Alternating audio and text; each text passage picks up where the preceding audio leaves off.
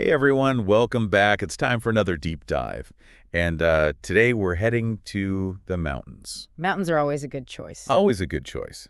And specifically, we're going to Colorado's Sangre de Cristo Mountains. Ah, yes, the Sangres. The Sangre is beautiful, but as we'll find out from our source material today, very, very dangerous. Yeah, they're stunning, but they definitely demand respect. Absolutely.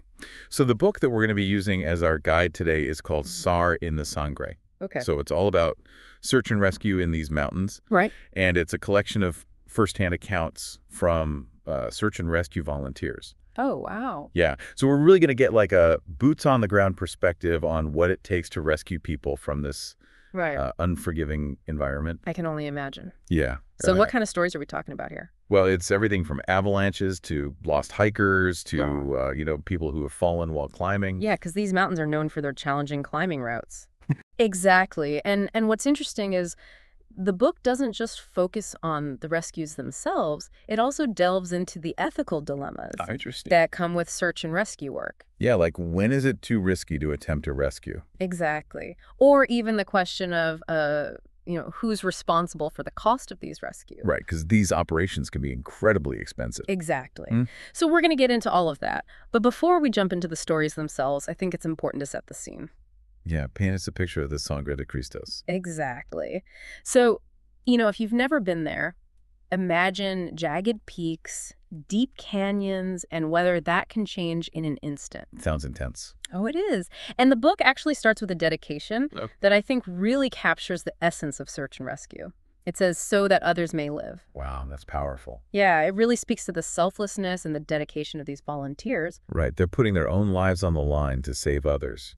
Exactly. And the author, he's been doing this for decades, and he's seen it all. So the book is filled with these incredible stories, but also a lot of wisdom.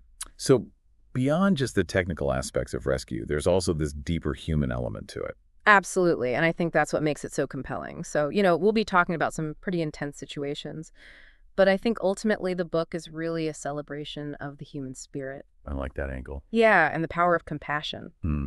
So with that said, why don't we get into some of these stories? Yeah, let's hear about some of the rescues. Okay, so one of the first stories that really gripped me was about a young woman named Ligon Stevens. Okay. She was a college student, and she was climbing Little Bear Peak with her brother. Little Bear Peak.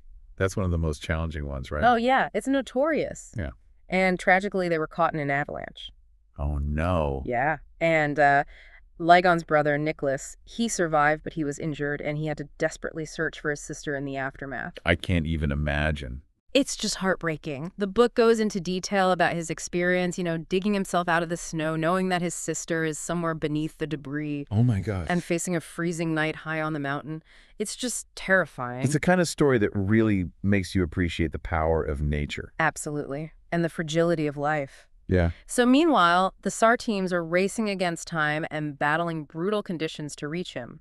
So they're dealing with the avalanche danger themselves on top of everything else. Exactly. It's Yeah. incredibly risky work. And the book talks about the extreme weather, ongoing avalanche danger, and just the emotional toll. Right, because they know someone's out there in desperate need of help. And in this case, there's a young woman who's most likely buried under the snow. That must weigh heavily on them. Absolutely. The author describes the agonizing decision to postpone recovery efforts due to safety concerns. Yeah, you can't risk more lives. Exactly.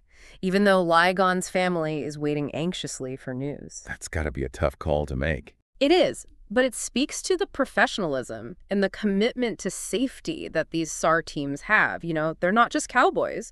They're highly trained professionals. Right. They have to balance that instinct to rush in with the need to make calculated decisions. Exactly. And there's this really poignant anecdote in the book about the author encountering a Navajo man near the search area. Oh, wow. And the man was really upset about people trespassing on what he considered sacred ground. Oh, interesting. Yeah, and he warned the author that, those who disrespect the mountain may die. So there's this whole other layer of cultural sensitivity that comes into play. Absolutely. It's a reminder that these mountains hold deep significance for many people. Right. It's not just a playground for adventure seekers. Exactly. It's a place of history and spirituality, and we need to approach it with that respect. I'm curious to hear more about these cultural considerations as we delve into the other rescue stories. Yeah, we'll definitely come back to that because it's a theme that runs throughout the book. But for now, let's move on to our next rescue account. Okay, I'm all ears. So Ligon's story, it really highlights the power of avalanches and how quickly things can go wrong in the mountains. Yeah, it's a sobering reminder that even experienced climbers can become victims. Absolutely. And, it's not just avalanches that we need to be aware of. The book also talks about this phenomenon called the close-in phenomenon. Close-in phenomenon. Yeah, have you ever heard of that? I can't say that I have. What is that? So basically, it's this tendency for hikers and climbers to get lost near familiar landmarks. Really? So not in the middle of nowhere, but close to where they're comfortable. Exactly. You'd think people would be more likely to get lost in completely unfamiliar territory, right? That's what I would have thought. But the close-in phenomenon suggests that it's actually the opposite. Like, people let their guard down when they're near something familiar. Oh, I see. They get a little too confident, maybe. Yeah, they might take a shortcut, misjudge a turn, and suddenly they're off course, even in a place they think they know well. That's fascinating. I never would have guessed that. It's kind of counterintuitive, right?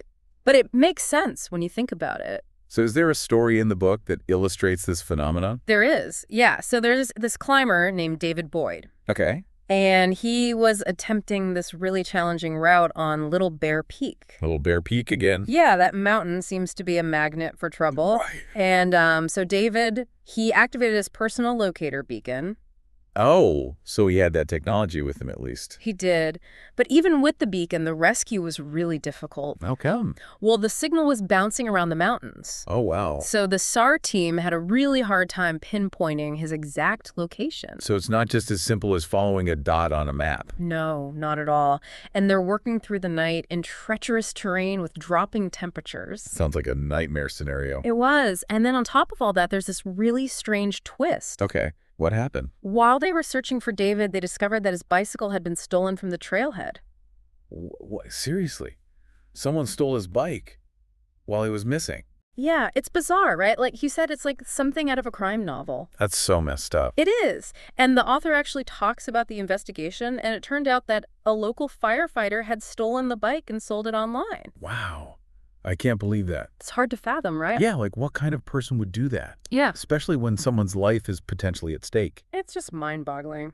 So anyway, the team eventually located David's body. Oh, no. Yeah. And the autopsy showed that he had died instantly from a rib fracture that pierced his heart during the fall. Oh, my gosh. That's so sad. It is. It's a stark reminder of how unforgiving the mountains can be. Right. Even with all the gear and experience in the world, sometimes it's just not enough. And it makes the theft of his bicycle even more senseless. It's like this act of disregard for human life happening alongside a tragedy that really underscores the fragility of life itself. It's a weird juxtaposition, for sure. It is, and it's something that the author kind of grapples with throughout the book. He explores these extremes of human behavior, the selflessness of the rescuers, the recklessness of some of the people they rescue, and then these acts of cruelty or indifference that are just hard to explain. It sounds like a really thought-provoking book. It is. It definitely makes you think about the complexities of human nature. And speaking of complex situations, What's next? there's another story that really stuck with me. And it involves a helicopter rescue gone wrong. Oh, wow. Yeah. A helicopter rescue gone wrong? That sounds intense. It was. So this one centers on a young climber named Kevin Hain. Okay. And he fell in the Hourglass Couloir, which is this notoriously dangerous gully on Little Bear Peak. Little Bear Peak again. That mountain is cursed. I know, right? It's like the Bermuda Triangle of the Sangres. Yeah. So Kevin, he's seriously injured, and they need to get him off the mountain fast. So they call in a helicopter, I'm guessing. Exactly. They bring in a Chinook helicopter. A Chinook. Yeah. Those are the big ones, right? Yeah, the heavy lifters. And the plan was to hoist the rescue team to the accident site. Makes sense. But then things took a really terrifying turn. Uh-oh. What happened? So as the Chinook was approaching the couloir, it encountered the sudden updraft. An updraft? Yeah, and it caused the helicopter to clip its rear rotors on the mountainside. Oh, my God. Yeah, it was a near-fatal crash. I can't even imagine being in that helicopter. It must have been terrifying. The author talks about the sound of warning klaxons blaring dust filling the cabin, the sudden shift in gravity. I'm getting chills just thinking about it. It's like something out of a movie. But what's even more incredible is that everyone survived. Wait, really? They all survived that? Yeah, it's a miracle. So how did they manage to get out of that situation? Well, the pilots somehow regained some control and made a hard landing in a marshy area near a lake. Wow. Talk about a close call. It was, but their ordeal wasn't over. Oh, no. They were still miles from the trailhead in this remote wilderness area with injuries and a damaged helicopter. So they survived the crash, but they were still stranded. Exactly. And they couldn't just call for another helicopter. Not after what just happened. So the book goes into detail about the difficult recovery effort, the exhaustion, the physical and emotional toll it took on everyone involved. It's a reminder that even when a rescue is deemed successful, there's often this whole other story behind it. Absolutely. And it's a story that's rarely told. Yeah. We usually just hear about the dramatic rescue itself, not the aftermath. Right. And that's what makes this book so unique. It gives us a glimpse into the full spectrum of the search and rescue experience. It's definitely eye-opening. So I'm guessing there are even more harrowing tales in store for us. Oh, yeah, there are. And some of them aren't even about dramatic rescues like the ones we've been talking about. Okay. So what else is there? Well, the book also delves into the challenges of searching for a despondent person. Oh, wow. That's a whole other dimension to search and rescue. It is. And it requires a different set of skills and tactics. I imagine so. Yeah, so there's this one case that really stuck with me. It's about a young woman named Kristen Weiss. Okay. And she was reported missing near Great Sand Dunes National Park. Great sand dunes. Yeah. That's a beautiful but also a very challenging environment. It is. And in this case, the search teams had to contend with not only the harsh weather conditions, Right. but also the unique challenges of searching for someone who may not want to be found. That's got to be tough. It is.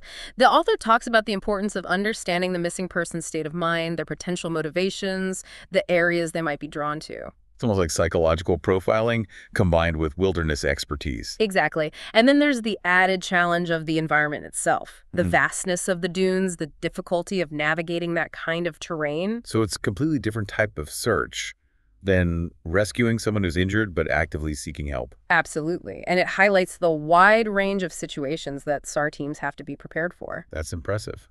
They're like the ultimate multitaskers. They are. And, speaking of challenging environments, Go on. the book also includes this really chilling account of an unsolved mystery. Oh, wow.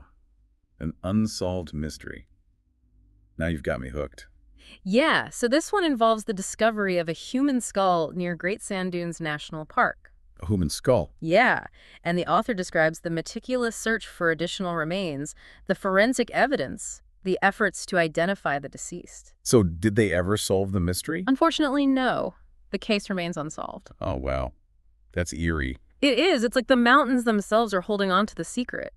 And I'm guessing there are no easy answers in a place like that. Exactly. Yeah. It adds this whole other layer of intrigue to the book. It's not just about search and rescue techniques. It's also about the mysteries that the mountains hold. I like that.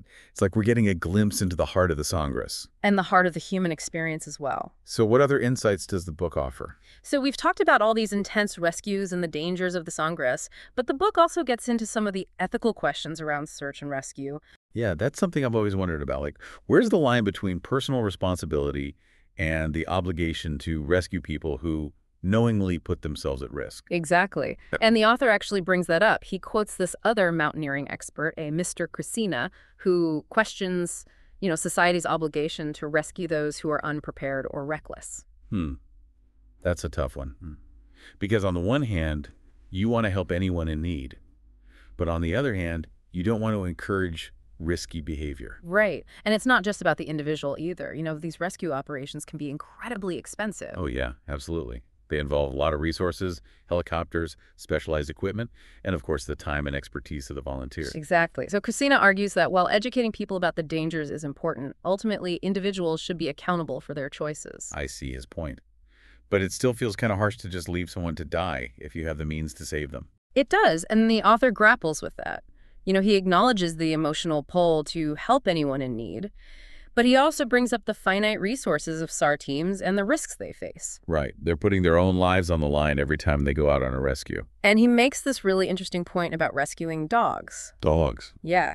He says that while it's tempting to save every creature, SAR teams should prioritize human life. That's an interesting perspective. I hadn't really thought about it that way before. But I can see where he's coming from. Yeah, and he even shares this personal anecdote about nearly drowning in a freezing lake as a teenager. Oh, wow.